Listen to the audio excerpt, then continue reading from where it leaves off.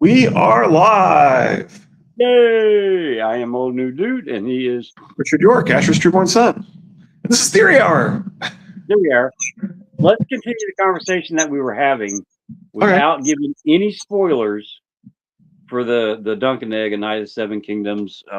When he came on, I was holding this up because I just watched the episode last night. That's the with weather and Carter being home and everything. I was running a little behind, but with no spoilers of our thoughts on the show so far.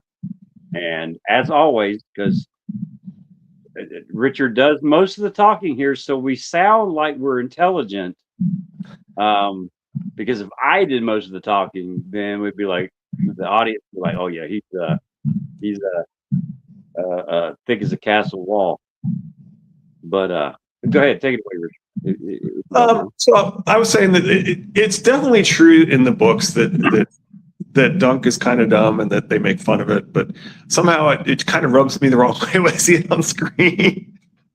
No, it's definitely part of the books, like especially with the fiddler, the way he's completely clueless at many times, and the readers are in on what's going on, and Dunk is just oblivious.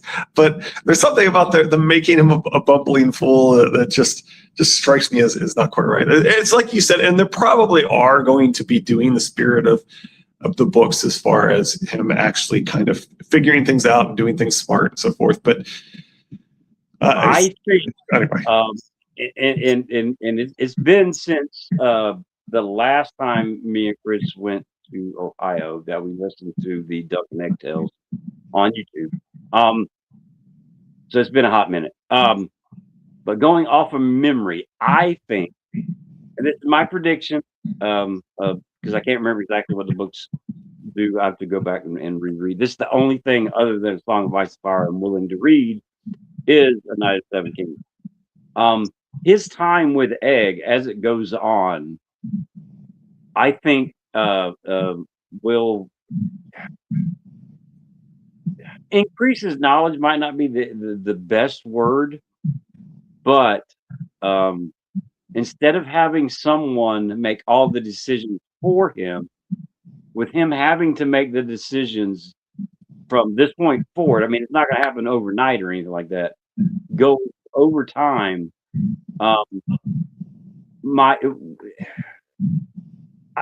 He's smarter than he thinks he is, so I think that's going to get portrayed.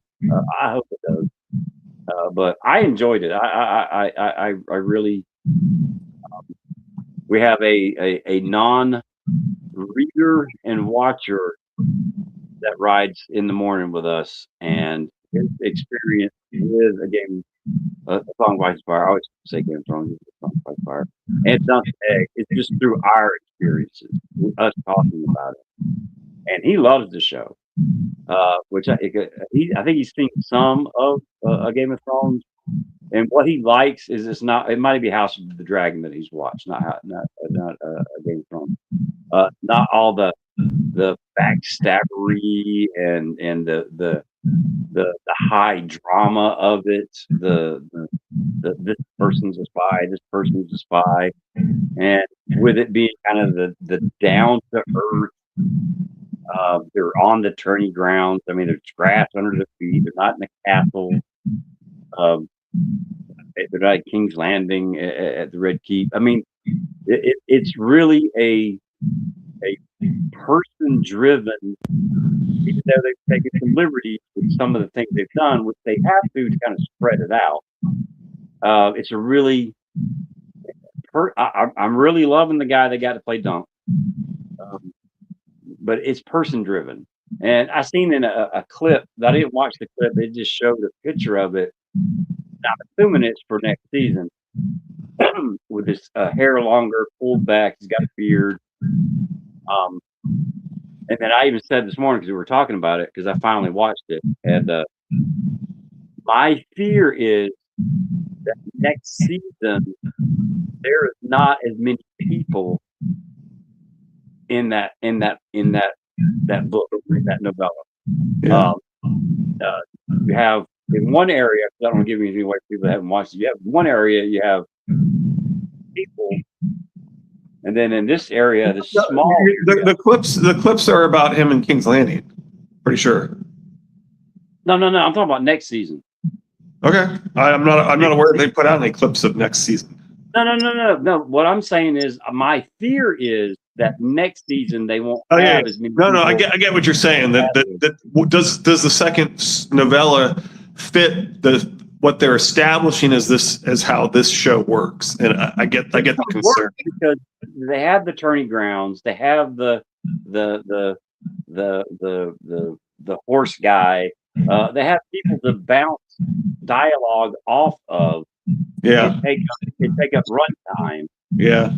Next season, there's definitely a much smaller cast in the second novella. Right. That's definitely true, and that so and then the third one, it'll be back up to somewhat of season 1 standard with the third novella, I would think. Well, especially yeah, absolutely. In fact, sometimes I get the third one and the first one kind of confused because you're at attorney and there's different characters involved and so forth. And whereas the second one is definitely different. So I understand your concern there. Yeah, and there the first novella, the first two are establishing Dunk and Egg, the story of how they got together, their continuing story. And then the third one, I think, is where George is starting to weave his A Song of Ice and Fire future narrative. I mean, granted, he drops nuggets in each novella that ties into A Song of Ice and Fire. But I know we got maybe a little bit more off topic than I tend to get off topic quite a bit. But I liked it. I like that it's more humorous. I love the opening ceremony. It's 5-on-5 there, isn't it? On the jousting. Oh yeah, the jousting it was. I mean, obviously it's going to be 7-7. It's going to be 7-on-7 by the end, but right. That was, I mean, what they lacked in a Game of Thrones and what they tried to accomplish in House of the Dragon with the jousting and stuff like that, where they stepped it up a notch. I thought last night they stepped it up even further a notch because the jousting was because you had so much going on in front and behind. I enjoyed it immensely. I thought it was awesome. It was probably the best. Yeah, I don't remember whether it was George or Ira that was saying that they were going to try and be like the best depiction of jousting in the screen had ever seen. So I'm not sure which of the two co-creators of this series, whether it was George or Ira, but one of the two. In this household, A Knight's Tale is like one of our all-time top favorite movies of all time.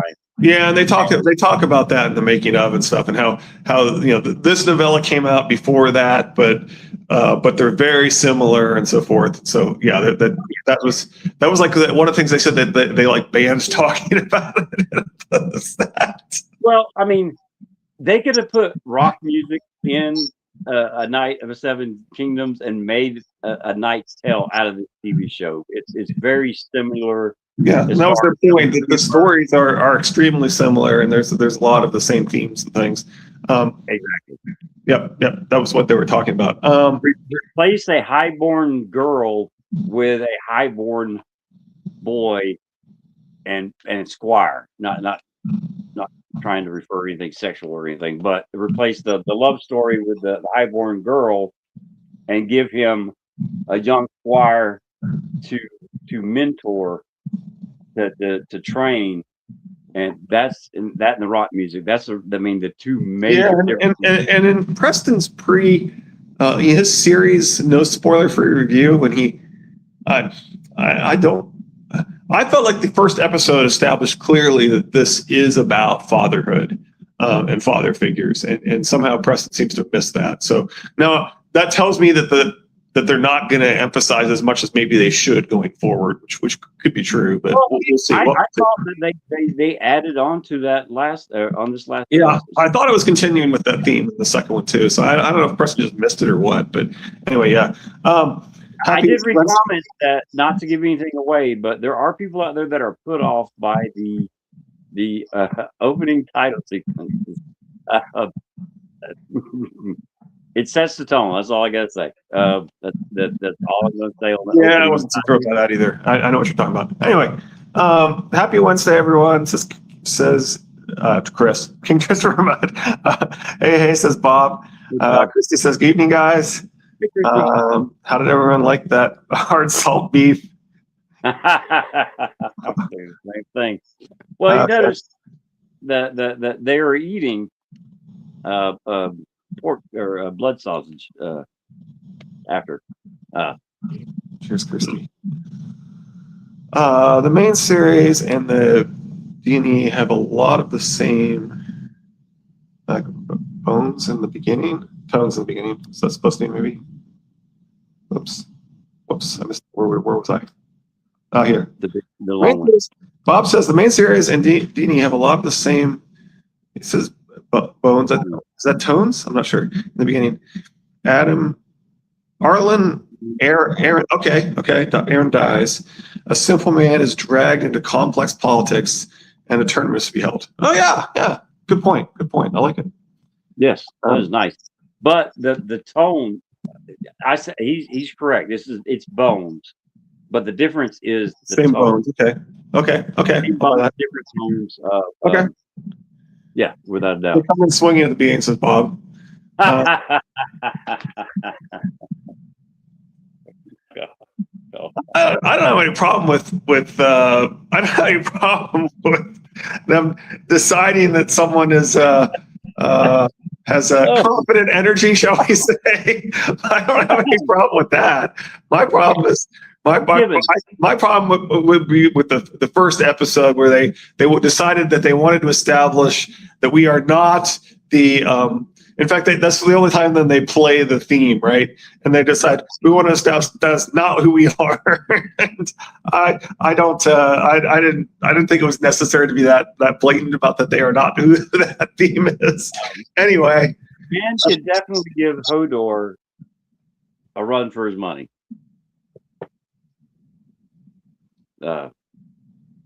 God, Mike, oh God, that killed me. I'm sorry. Anyway, didn't want to always give a shout out to Or the Greenhand is no longer there. I don't know if you do that. They had removed all their lives, and now they've removed their channel, as far as I can tell. So there's probably ways to get that from archive.org. You can often get old videos. There's ways to get old videos from that. Guy was specifically in his comments telling people that on his Lemongate videos, which is who I was really wanting to give a shout out to, is Guy and his Lemongate videos, of course. Huge fans of Guy, especially, and even bigger fans of Lemongate. And so, anyway, I didn't know that, so I'm sitting there telling people to go watch the. I thought that they still had their channel and their produced videos and their recommended order to view their videos, but they appear. I don't think they do anymore. Sadly, now I mean they had posted about how they had some. We discussed when they had posted a comment about how they had some family issues, that they'd come back if Wins ever came out, and that they deleted their lives. We discussed that they deleted their lives. I know we discussed that before. At some point on many, obviously we have videos over years now, but at some point we did comment on that. But apparently I saw in Guy's comments in his Lemongate videos that they weren't there anymore. And so I tried to find them, and I believe that's correct, that they probably removed their channel entirely, unfortunately.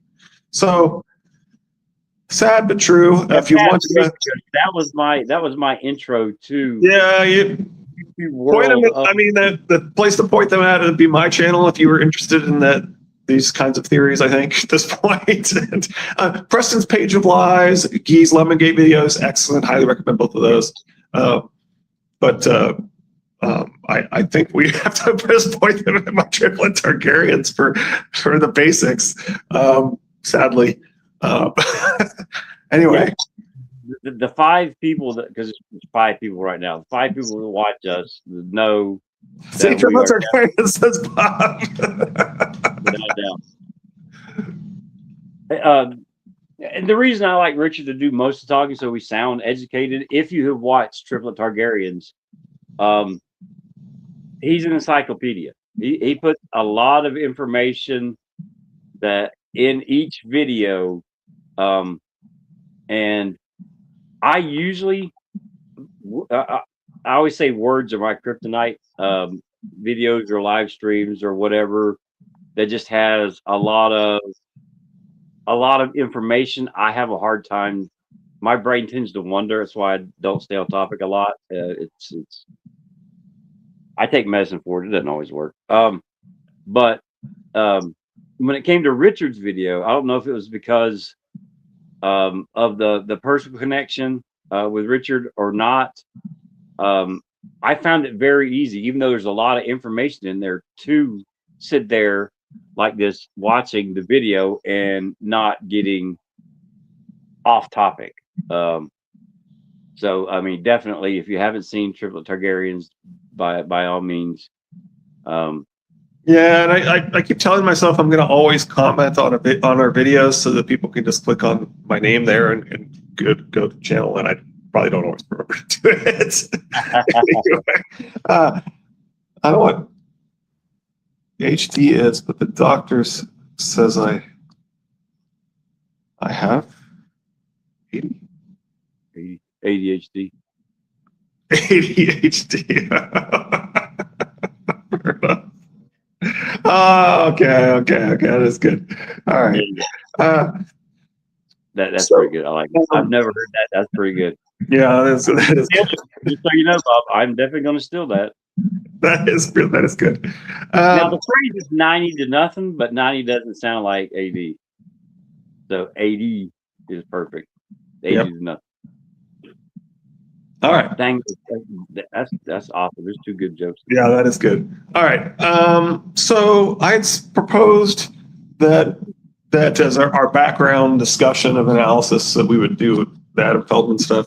Now, I don't endorse Adam Feldman's politics. I believe he's associated with the Federalist Society. He's like a Supreme Court scholar who writes for SCOTUS blog and stuff. And SCOTUS blog's great, and I don't have any problem with his analysis. I just question the Federalist Society's actual goals aren't, in my opinion, what they claim. They don't really, in my opinion, they're not really entirely in good faith in their arguments. That doesn't mean that he isn't.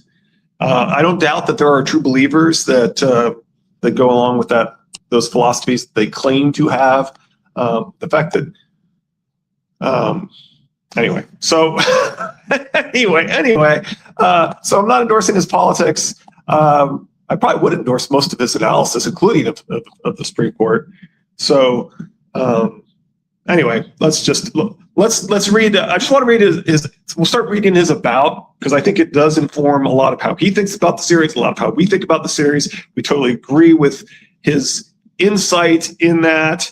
I definitely do endorse understanding his analysis of the series and his thoughts on it. And I actually do think that he writes a lot of good stuff about the Supreme Court as well. So I don't actually have a problem with any of his writing or things. The fact that he's sort of associated with the Federalist Society makes me a little shy. Well, I don't know if analogy is the correct word because I failed English. But you're listening to the radio. There's a song comes on. You love the song. You sing along with it at the top of your lungs, but you don't agree with the artist on all of his points of view. Sure. I like Cat Scratch Fever. I think that Ted Nugent's a moron, but I like Cat Scratch Fever. It's catchy. You're aging us again. You know that, right? Yeah, that's pretty old one. Anyway, well, okay. Well, that may be even more aging us. So there's this. You understand the concept of dog whistles, right? Right. So the one of the most celebrated Nazi endeavors was the base of aces, and the ace of base was basically made up of neo-Nazis who'd been in trouble for neo-Nazi activities, and yet there you can find articles of people saying, "Oh, it's totally false that this is a Nazi reference because we talked to the band and they told us that it isn't." And I'm like, "Yeah, right." Anyway, let's go through this. This is, like we said, we think especially this. I think especially the introduction, the about, is really good at explaining what people need to understand, not just about dance, but about the entire series, right? Okay. My name's Adam Feldman, and this blog hosts my essays on George R.R. Martin's The Song of Ice and Fire series. Contact me at blah, blah, blah. When I first finished A Dance with Dragons, I felt confused and dissatisfied by the book. It infamously built up 2 major battles and ended right before them. Sounds like a House of the Dragon season 2. Anyway. More importantly, the big plot game changers I expected didn't happen. Dany hadn't left for Westeros. She didn't meet Tyrion, and nothing at all happened with the others. So what's the point? Did Martin spend 6+ years writing a 1,000-page filler book? After a reread or several, and much productive discussions in various forums, I now firmly believe that A Dance with Dragons is the smartest, most complex, and most thought-provoking book in the series. It's very carefully constructed, yet quite subtle, and therefore rewarding of rereads, close analysis, and an effort to engage. In particular, Dany and Jon's A Dance with Dragons plotlines are the best and most interesting political material and character development in the entire series. Their choices are far more morally challenging and interesting to ponder than any dilemmas faced by ruling characters in earlier books. They're among Martin's greatest achievements. Wait a minute. It stops right here? I thought it was in this section where he... I thought it was in this section where he... I guess not. I guess I have to continue on with... All right, sorry. I thought that it was in the about section, but anyway. All right. Who poisoned the locusts? Untangling the Meereen is not part 1. Who poisoned the locusts? Marine. Okay, so I guess it is in this first one that he says what I thought he said in the about section. Sorry about that. Sansa is dead in... Yeah, we talked about that. We talked about that interview and how he said that. Now, first off, in that interview, he specifically says that he's probably going to save her because he was impressed by the TV show version. But in addition, when Macy there is an actual Cosmo article. You pulling it up? I suppose I had to pull up this. What is it called? Real Reason, Aria, something like that. Yeah, here it is. Now, okay. I didn't see the article or the interview. Now he says Sansa is dead in the books. Is those his words? Because with George, Sansa being dead, he basically said I was going to kill her, but we could pull up the exact words if you want, but well, it's like killing the boys to the man. Anyway, the Cosmopolitan.com, the Cosmo article is called "The Big Reason Arya Stark Won't Get Killed Off Game of Thrones Anytime Soon," and Macy specifically says that both Arya and Sansa can't be killed, or Paris will divorce them. Now, take that for what it's worth. He may have been joking around with her, right? But it is a real quote. No matter what you see no matter what you hear on Maester Monthly, it's a real quote. You can find. I can also point you to YouTube videos of George saying the story of how he won't kill Paris's favorite character, which everybody knows is Arya. But with that said, him telling Macy that he won't kill Sansa, he's got to remember how close those two were on set. Right. And Macy is younger. So he might have said that to not upset her about. I don't think he's lying to her. I think that he can't kill her. Anyway, I try to point out all the sides, man. Sure. So anyway, and in that quote he says, "I'm I was going to kill her, but now I'm not. Now I might not because he was impressed by her in the show. Baylor breaks here. We're doing good, man. How are we? All right. So. After watching A Night of Seven Kingdoms, loving the name there. Okay. If Sansa died, I like more than Joffrey. Okay. I mean, Danny is alive at the end? Probably not. No, is he saying, does that mean Danny is alive, or is he saying that the mean, as in nasty, terrible? Yeah, and I mean, he does talk about how he won't kill some of the people that are dead in the books, and then he will kill some people that aren't dead in the books, or in the show rather. So yeah, maybe. I don't think that means that, but anyway. Thank you, sir. I changed it about a year ago. LOL. It's awesome. Anyway, yeah. So anyway, the title is The Big Reason Arya Stark won't get killed off Game of Thrones anytime soon, and this is obviously from back when that made sense to be sane. But Maester Monthly claims that article doesn't exist. Basically, like 4 of their last 5 episodes, they made fun of anybody who believed that article existed. And as I said, there are YouTube videos of George saying the same story. So anyway.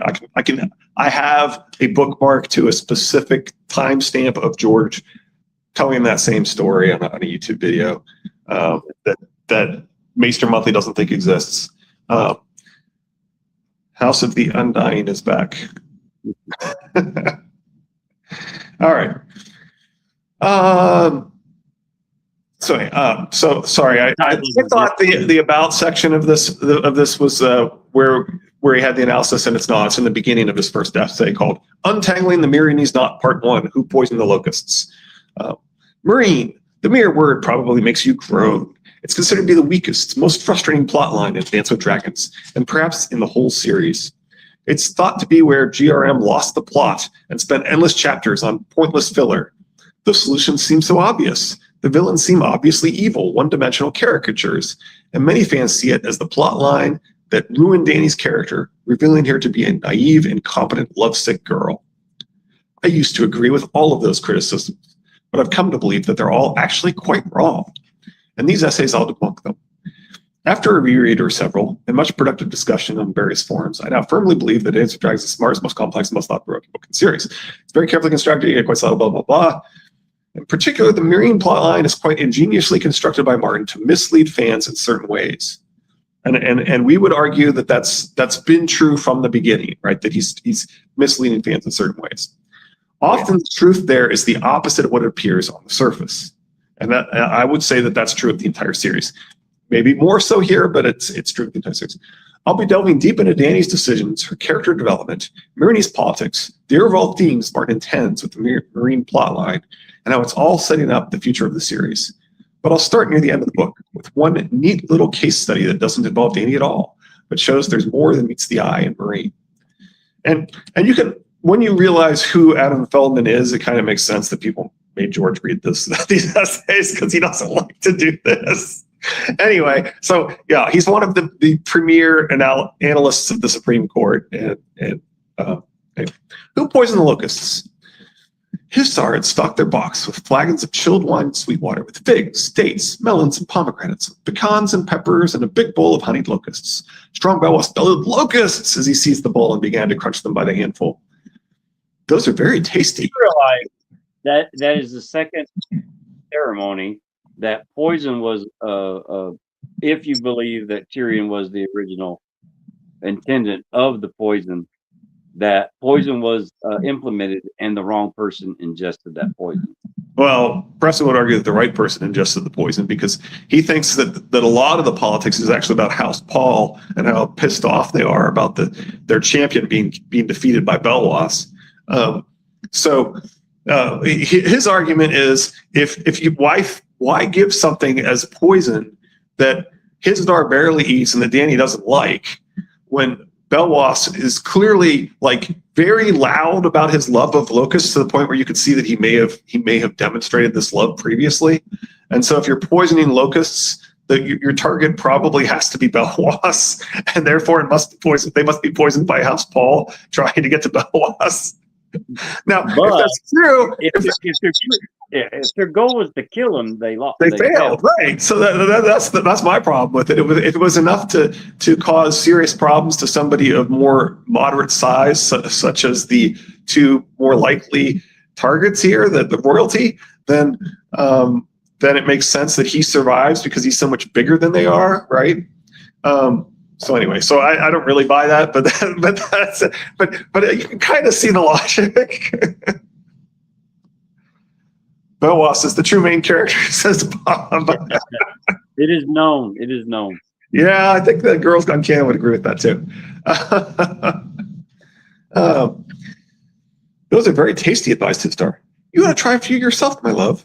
They're rolled in spice before the honey, so they are sweet and hot at once. That explains the way Belwas is sweating, Danny said. I believe I will content myself with figs and dates. So she clearly indicates that they are far too spicy for her, and thus that's kind of the point. Is well, it's why would you feed something that Danny doesn't like? That's the type of food Danny doesn't like. If you're trying to poison Danny, right? That's the idea. Now, think this information is known, but is it pointed out that Danny doesn't like spicy food?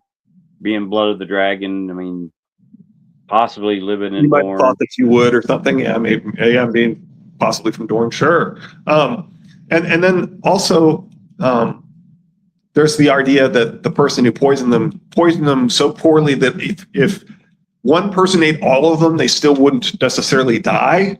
Well, is that in fact intended to create strife, right? I mean, the biggest parallel would be that we have a character who's very similar to Littlefinger, with it's the shape bait. I think it's the shape bait, right? It's been so long since we did do. We're about to get to the Danny stuff. We're almost there. But anyway, it's been so long since we were doing the Danny storyline that I've kind of forgotten some of these things. But anyway, the point is that the shape bait is supposed to be Littlefinger, and so he's supposed to be the poisoner, right? This is the analysis that I most agree with and see most often, right? And so his goal isn't to kill Danny. His goal is to make it obvious that they're being poisoned so that they'll spread more strife between the two and so forth, right? Right. And I think that's where we're going here. Who poisoned locusts? Histar had stocked their box with flagons of chilled wine and sweet water. We did that already. Yeah, we did that part. Okay. During the celebration marking the peace deal, this bowl of poisoned locusts is placed in Danny's box. Belwas eats the entire bowl and quickly becomes very seriously ill. This is all unfolding concurrently with the chaos of Drogon's attack on the fighting pits and Danny's departure, so it doesn't get a great deal of attention in the chapter itself. But afterward, Barristan becomes convinced that Danny's new husband, Histar Zoloric, and/or the Harpy, poisoned the locusts to try to kill Danny. Using this as a pretext, Barristan launches a coup and removes Histar from power. Most readers come away quite impressed that the old Kingsguard man learned to play the Game of Thrones and took some bold action to clear up Marines' problems and go after Danny's enemies. Except there is very little evidence implicating Histar, and if Histar is the culprit, the timing and setting of this assassination attempt make very little sense. All right, Bob said something here. Just spitballing here. Is it possible the locusts were actually a power-up? I believe there's a Majin Buu Senzu being situation going on. I don't know what that is, but okay. Oh, you mean a power-up for Danny? Intended for Danny? Yeah. Oh. Danny had just agreed to dragon magic because it's kind of faltering until Drogon returns. Hey, I'm not familiar with the terms he's using, so I can't really infer much from that. Yeah, I barely understand English. You throwing other stuff in there. Start seeing smoke come out my ears. The timing and setting of this assassination that make very little sense. Danny had just agreed to a peace deal, giving the Harpy and Marinese nobles much of what they seemed to want. Histar as co-ruler and a reopening of the fighting pits. Histar and his men had just won unfettered access to Danny and her court. Why then have her murdered so publicly right then, rather than in private? The Harpy has been shown to be very strategic. They could completely halt Marines' insurgent killings or restart them in a single night. Yet if they're behind the poisoning, it's incredibly sloppy, random, and with very uncertain consequences. The 8,000 Unsullied remain the most powerful fighting force in the city. Who knows how they'd react? Or Danny's freedmen, not to mention the dragons. If Histar knew about the locusts, wouldn't he try to ensure that Danny alone would eat them? What was his backup plan if somebody else did, or if Danny didn't want any, as proved to be the case? Plus, when we've seen poison strategically deployed in the series, the poisoner has always lined up a patsy. Who's the patsy here? The Dornish had only shown up very recently. Histar is standing right there. He is known to have supplied the food to the box, and Barristan has just seen him suggest that Danny try the locusts. With all that in mind, it's far more likely that Histar is the patsy. Let's look for another possible culprit. Poisoning happened immediately after Danny agreed to a peace deal with both the Myronese nobles and the Yunkai. Who lost the most from that deal? Who lost badly enough that he might do something desperate? The Shavepate, Marines' own Peter Baelish. Yeah, so of course he is one of these people that has come to this conclusion, right?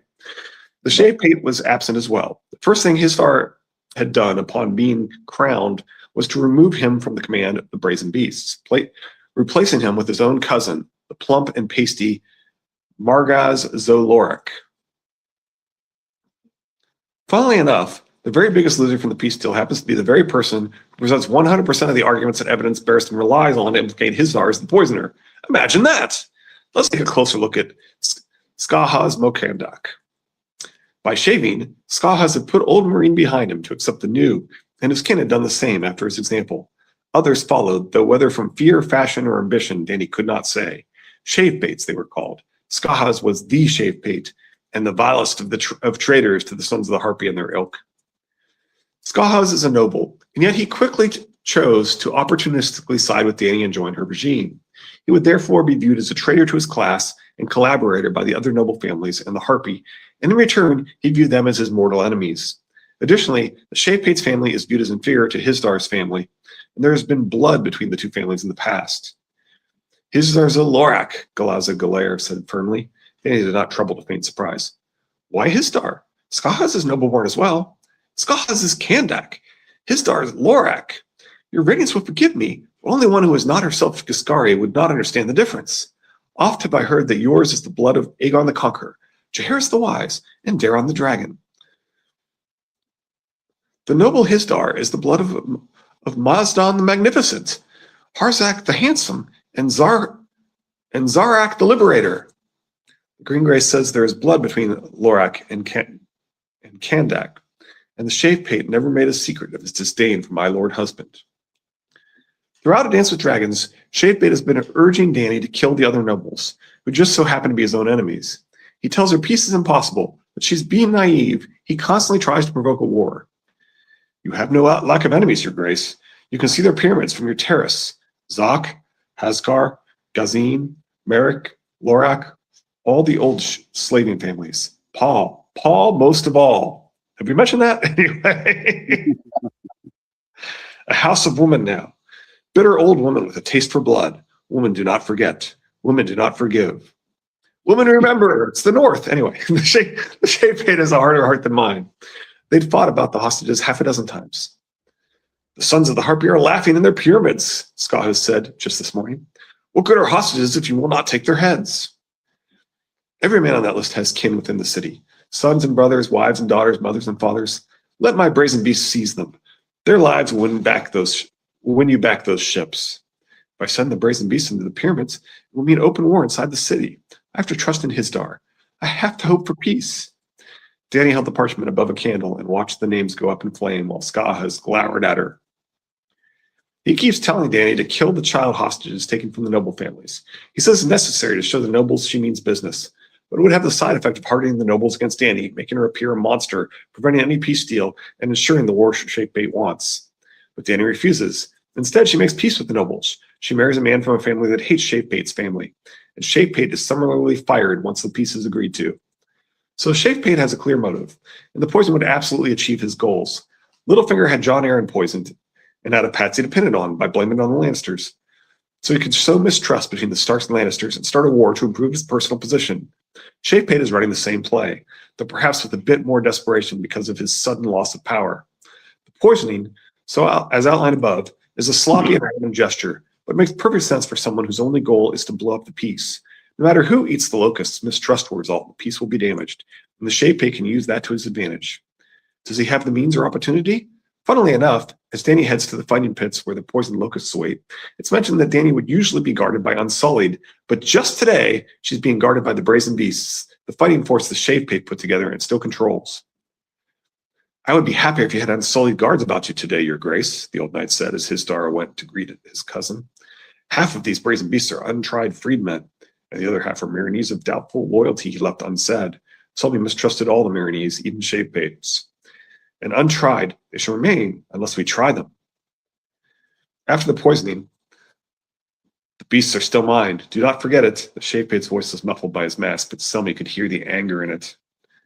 Finally, and perhaps most suggestively to me, the key evidence Barristan gets is that Shapei has captured Hizdahr's confectioner, who has confessed. Barristan demands to see the man and question him. This occurs off-screen, but since Barristan proceeds with the coup, he has apparently gotten answers to his satisfaction.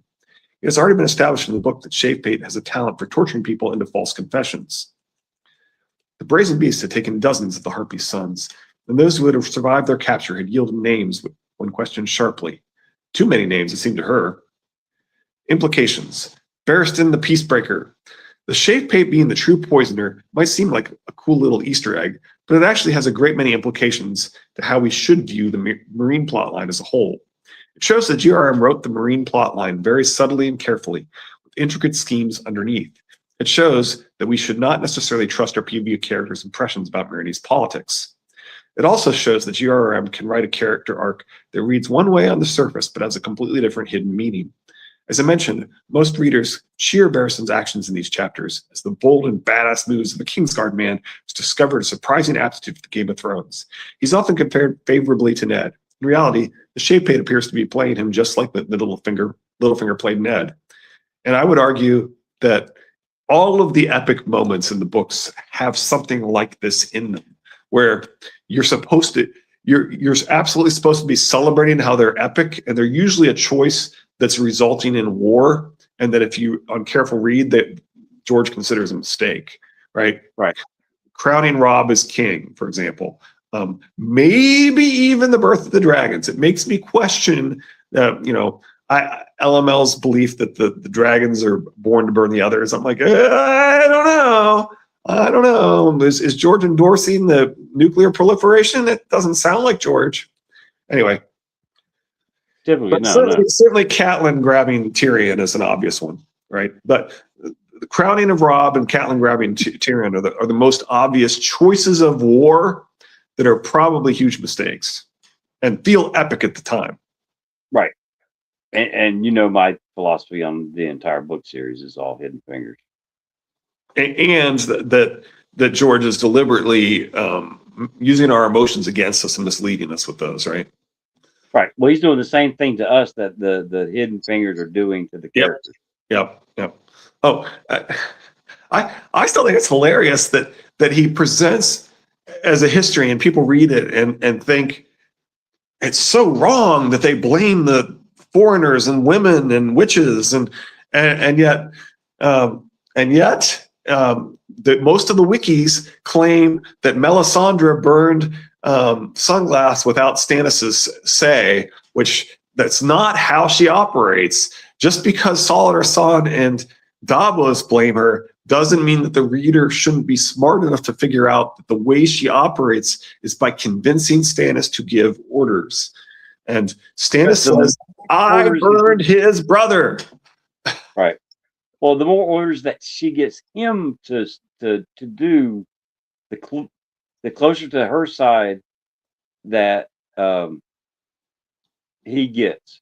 The further down that rabbit hole he gets. And it is factually true that without her advice, he wouldn't do a lot of these bad things like burnings and so forth. That's factually true. But ultimately, the point is that Stannis is the authority, and she has to convince him to take action. Right. Why? Doubts not at him. The sons had stopped their killing, and Hizdahr's peace is a sham. Not at first, no. Yunkai were afraid of our queen, of her Unsullied, of her dragons. This land has known dragons before. Your Kazo Yunzak had read his histories, he knew. Hisar as well. Why not a peace? Daenerys wanted it. They could see that. Wanted it too much. She should have marched to Astapor. Skahaz moved closer. That was before. The pit changed all. Daenerys gone. Yurkaz dead. In place of one old lion, a pack of jackals. Bloodbeard. That one has no taste for peace. And there's more. Worse. Volantis has launched his fleet against us. Volantis? Summi's sword hand tingled. We made a peace with Yunkai, not with Volantis. You are certain? Certain. The wise masters know. So do their friends, the Harpy, Reznak, Hisdar. This king will open the city gates to the Volantines when they arrive. All those Daenerys freed will be enslaved again. Even some who were never slaves will be fitted for chains. You may end your days in a fighting pit, old man. Kraz will eat your heart. His head was pounding. Daenerys must be told. Of course, Daenerys is gone, but anyway. Now, follow the lack of logic here. Shave Pit admits Histar's peace was not a sham at first until after the pit. So why would Histar poison the locusts at the pit? Shave Pit doesn't even answer that question. He instead just changes the subject to the Yunkai and the Volantines and proposes a dark conspiracy where every disparate group is plotting together against Dany. Note also that Barristan has doubts at first, but then his sword hand tingled, and then his head was pounding, and he's convinced. That does kind of sound like Hidden Figures, doesn't it? Yep.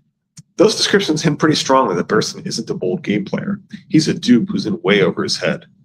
One final implication, maybe the most important, is if the Harpy did not in fact poison the locusts, then there's no indication that they were plotting to betray Dany and break the peace.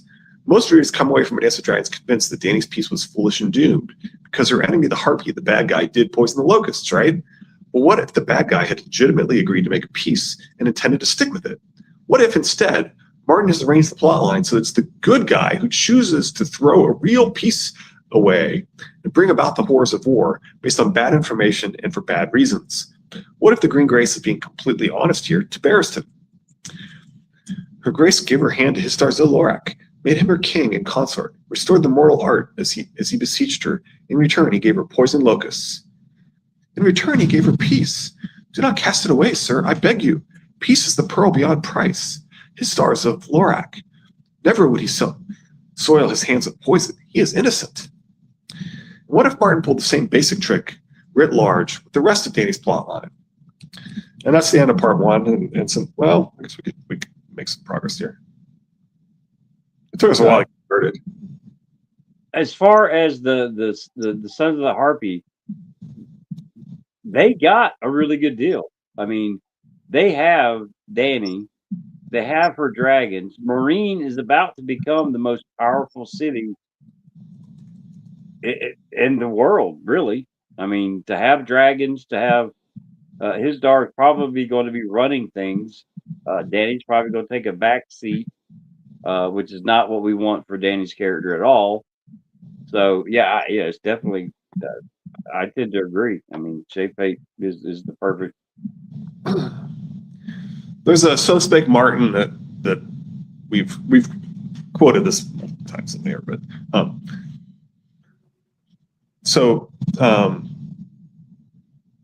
somebody asked George about the Marinese Blot by Adam Feldman, which is he never reads these things. So and his comment was, I read those when someone pointed them out to me, and I was really pleased with them because at least one guy got it. He got it completely. He knew exactly what I was trying to do there, and evidently I did it well enough for people who are paying attention.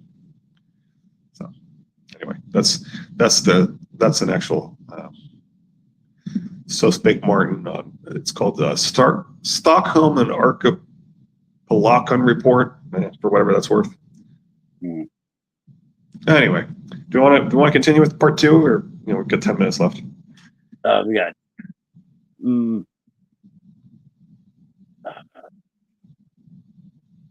Quick question: Yeah. Did you see the interview / podcast that this last one that George did?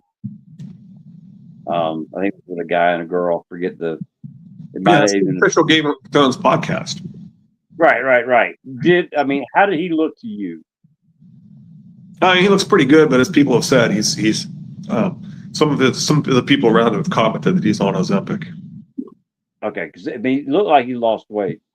Yeah, and that was one of the things said in the Hollywood Reporter is that he's lost weight, and it's not because of anything bad. He said it's just because he needed to. He says it's not for health reasons, but it kind of is for health reasons, right? It's that he decided to lose weight, and he's right. I mean, people around him have said he's on Ozempic. Yeah. So I mean, I got that part from Preston that he's specifically he knows who it is around him that says he's on Ozempic. Not George has never said that. We shouldn't be, you're not supposed to talk about other people's medical things and so forth. But apparently somebody close to him stated that he is on Ozempic when people were complaining. Whether he is or not, him losing weight to be a healthier person is not a bad thing. Absolutely. Now, I mean, because unless it's ISOFIRECon coming up and I try to lose weight, I got me a nice round belly. So I can say that George was a round fellow for most of the. Thanks for joining us. Just subscribe to you guys. Can't wait to go through a dance. Keep it up. Yeah, so far we've done all of the first 4 books and all of dance except for Tyrion, Danny, Quentin, Griff, Victorian. Am I missing anybody? Who am I missing? Did I say Barristan already? I can't remember. Anyway, I can't remember. Yeah, the point is the people around the people trying to get to Danny or around Danny. Anybody who's been trying to get to Danny, such as Griff and Tyrion or Quentin, right, or people around Danny. And those are the people we haven't done, and we haven't done the epilogue dance either because we're saving that to the end as well. But we do feast and dance by plot line. So we did prologue of Feast, and then we did the Ironborn of Feast, and then we did Sam and Arya, including Arya's dance chapters, and then we did Dorne, Feast plus the Watcher. So the chapters that are actually in Dorne, not Quentin's chapters, but the chapters that are in Dorne. We did and when I said the Ironborn, that was just the Feast Ironborn because they kind of go in different directions and get involved in different plot lines and dance. And then Sansa, and then we did the prologue and Bran, and then the North chapters. So yeah, all we have left is the Danny plot, which is what we're talking about today. Yeah. The Marine plot. It's a good thing to talk about before we start that. Yeah, to get people on the page. We had rough weather here. I'm in northern South Carolina, close to the border. They're not used to snow and ice here, so things got shut down. Carter was home from school Monday. When he's home, generally I can't. He's sick now. He's home today, but my wife had the day off, so that's the reason I was able to do today's. I'm watching all of it. Thank you. Yeah, and technically the first 6 chapters or so was just you, right? You had some. You had some. They weren't long. I didn't read the chapter and discuss different things that happened. I kept saying, especially when you get to Cat 2, you got to talk about this and this and this in the comments, and you're like, I want to have you on when I get there, and then we did them, and then you're like, let's keep going. My inability. I mean, it never dawned on me. I had watched other people do rereads and read some of the chapter, and then on another one, like a book club, I was trying to just do highlights, and then eventually I was doing like throwing out as many sentences as I could and still have it make sense and stuff. And then you're like we can do an hour and just read the whole chapter, and I was like, oh yeah. So we just started reading the whole chapters. We were just leaving out a few sentences of the longer chapters here or there, and then eventually we were just like, oh, I'll just read them all. We run a minute over. Well, I mean, my inability to do a proper chapter review, is the reason this got born. So, I mean, it all works out. The old gods are working their hidden fingers through us. That's how this became, and I can't see doing it any other way now. You know what I mean? Yeah, I like what we're doing. Kirsty's question: does John Conn have bitter feelings toward? Yeah, he absolutely. He specifically comments on her, and it's pretty obvious he's jealous. I mean, he's in love with Rhaegar, and he's jealous, is what it boils down to. But yeah, he definitely does. See if I can find the specific comment that he makes on Elia. But yeah, he definitely specifically says that. I don't think he refers to her as Elia, or if he refers in to the Tower of Joy vid comments. Bell told for us this that day. We probably did comment on it during that. Was it one of our videos or somebody else's? I think she's given the recent discussions of Lemongate and she's probably referring to the Gee video that I skeeted or posted on Blue Sky. Elia was never worthy of him, is the exact words that he uses. Elia was never which again, he's in love with. He doesn't think anybody's good enough for Rhaegar. Only he is, of course. Right. Poor John Conn. Nobody loves the boy. Even Rhaegar's father. But the exact words are, Elia was never worthy of him. That's she was frail and sickly from the first, and childbirth only left her weaker.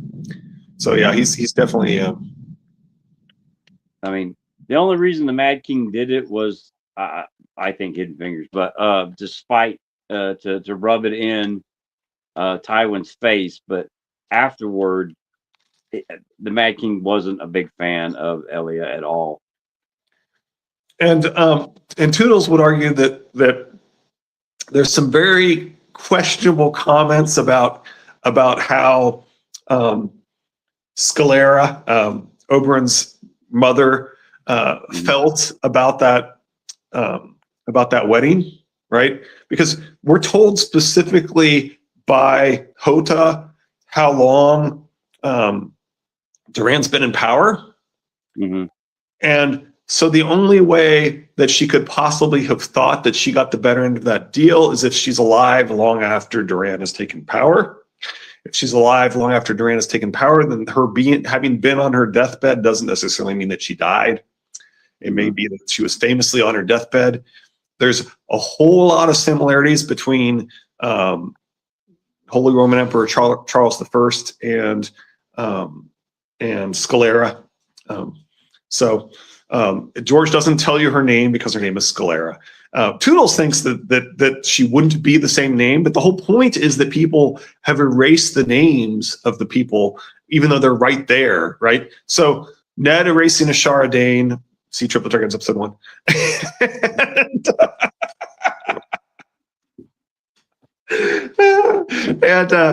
So the Scalera is exactly the same thing, right? She was the female ruler whose name George has erased. He's erased the names of the mothers, he's erased the names of the female rulers, and he's doing that as a sign of the erasure of the mother goddess, of Asherah as the Dione, and so forth. Anyway, see Triple Dragons episode 1. Poor John Conn nobody loves the boy, and he doesn't have any bad feelings towards Lyanna. I would think that's a good question. I don't know that he makes much comment about Lyanna or the Wolf Girl or any of that. Well, you would think that if it's good for one, and stop and think about that. That was an arranged marriage with Elia. Okay, Lyanna was something completely different. John Conn, that was, if we don't know. I mean, all speculation. Sorry, I was shaking my head because I searched for Lyanna and I searched for Wolf. John Connington shrugged off his wolfskin cloak is literally the only wolf that appears in his chapters, and he never says Lyanna. Right. So if Rhaegar Lyanna was love, if it was love, John Conn would have hated that more and hated her more than he did Rhaegar's arranged marriage. When he says Stark, it's always to say that Septa Lemore is Lyanna. Stark and Tully. That's a nail in the coffin that it ain't. It's that always John Conn would have hated her more because of her and Rhaegar. He doesn't know. He doesn't know. He was already banished. He doesn't know anything about it, basically, right? I mean, sorry. Well, I mean, let me rephrase that. When they get back together, when they get back together, he's already been banished, I believe. Hasn't he? No, Yeah. no, wait. No, because they could get back together as part of at least the war. During the war, he's fighting. But anyway, the point is, Rhaegar has disappeared during all that. From his perspective, Rhaegar has disappeared during all of that, right? When he's involved. So anyway, but every Stark situation, he knows every Stark is kind of Tully. He knows they're together. So for it to happen that way, and I mean, I'm sure he's hearing the rumors that Rhaegar snatched her up, blah blah blah. But he's also got to be hearing other rumors. So, and after the war is over with, the it was love rumors have got to be stronger. So I don't know. It all depends on which rumor he believes or which one he heard the most. But he never thinks about Lyanna. He never thinks about Stark unless he's thinking about Stark and Tully. Eddard Stark and Hoster Tully, or Stark and Tully. Those are the two Stark references. Never thinks about Wolf. So yeah, I don't know. It's you would think if he didn't like one, he wouldn't like the other. I mean, he's only in one. He only has one chapter so far, so give him time. Right. Yeah. Well, I mean, even if he doesn't believe it was love, if Rhaegar snatched her up, I mean, Rhaegar still chose Lyanna. Yeah. We still have the tourney at Harrenhal. So I mean, I would think he wouldn't like Lyanna. Asher was God's wife and Lucifer's mother. See Triplet against episode 1. Anyway. Our new subscribers definitely go check out Triplet Targaryens.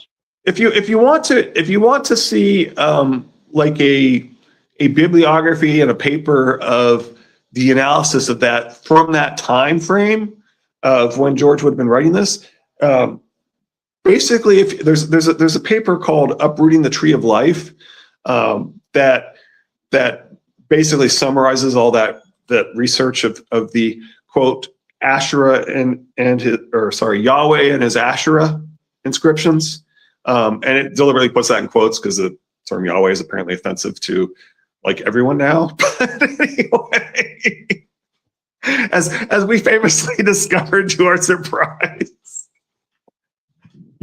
Is what it is. Yeah. Anyway, I grew up Catholic and we used to sing Yahweh songs and stuff until apparently sometime around like 2010 or 2012, it became like completely completely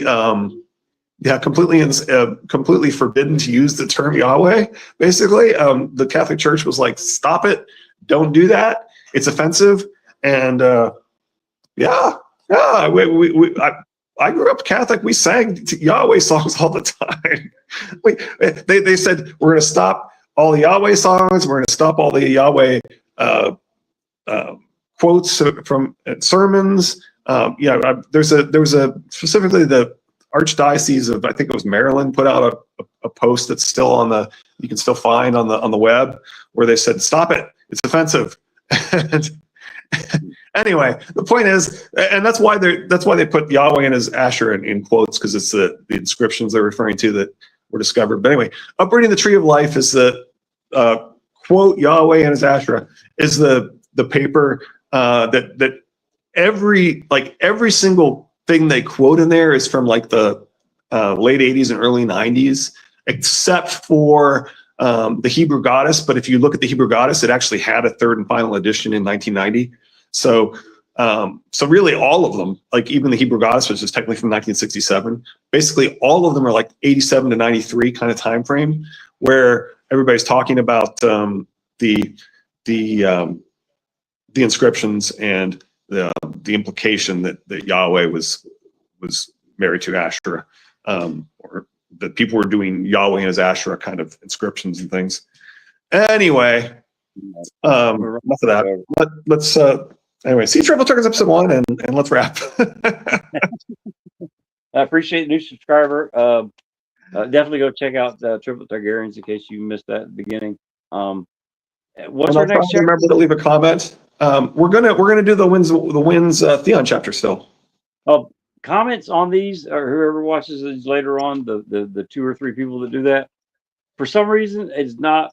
When I switched over to the new phone, I am having a extremely difficult time getting to the comments.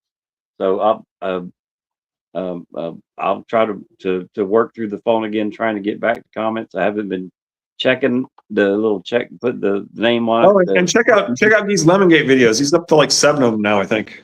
It's going to pass my Triple Targaryens here pretty soon. All right. What's our chapter Friday? Where's the Triple Targaryens videos? So they're on my channel. I'll try and remember to comment, and then you can just click on my name and hit go to channel and see them that way.